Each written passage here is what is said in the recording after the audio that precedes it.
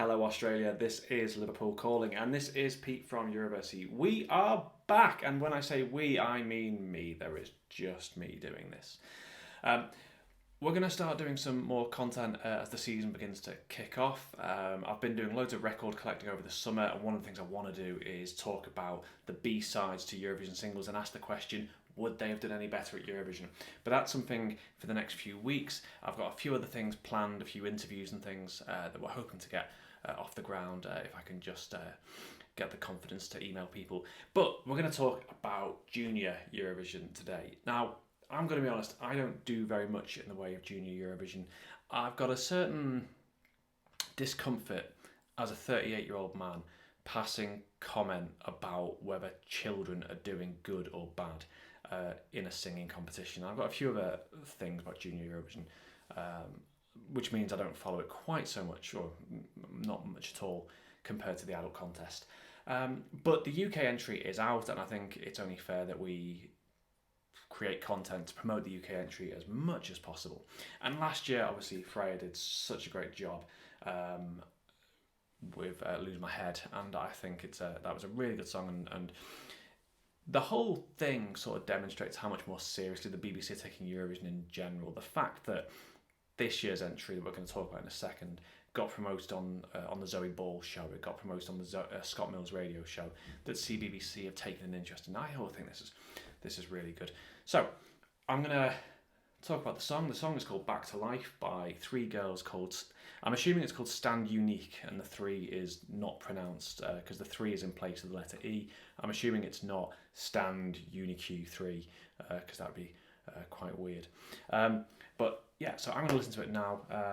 In a change to last year, I'm not going to edit out me watching it, so you're going to see me react to it for the first time. We'll edit something in a second.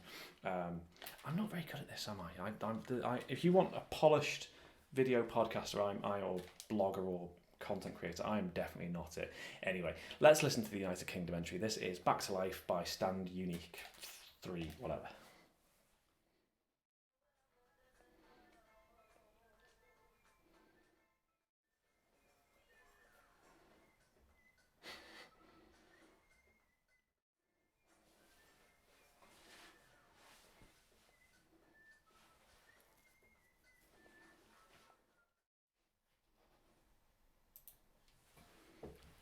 Okay, right.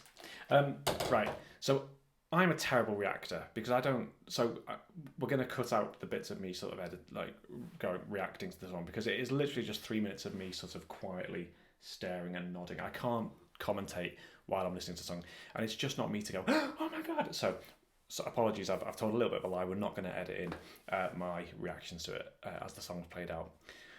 But wow, okay. I like that. That is a good song. A very polished looking video. Look at the camera, Pete. That's where it is. A very polished looking video. Very adult, grown up voices.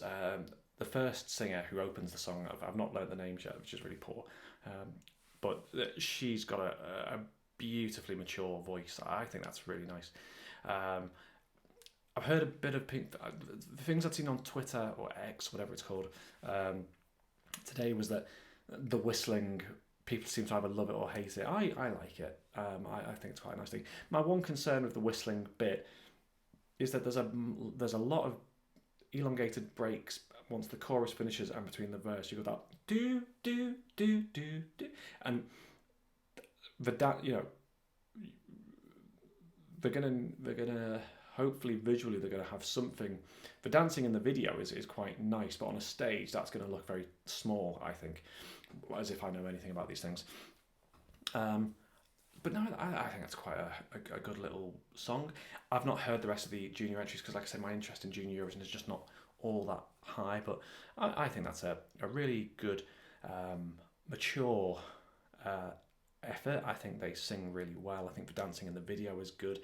I just hope that the bits after the chorus, where the whistling goes on, something is on stage to catch the viewers and the watchers' attention. There was a comment on Twitter that I saw that said that Freya had the more sort of adult song, and that this was pitched more at children. I'm not sure I agree with that. I think it's perfectly radio friendly and sort of adult radio friendly. Is it memorable? Yeah, I think the whistling thing is in my head. I've got the bring it back to, bring it back to, bring it back to.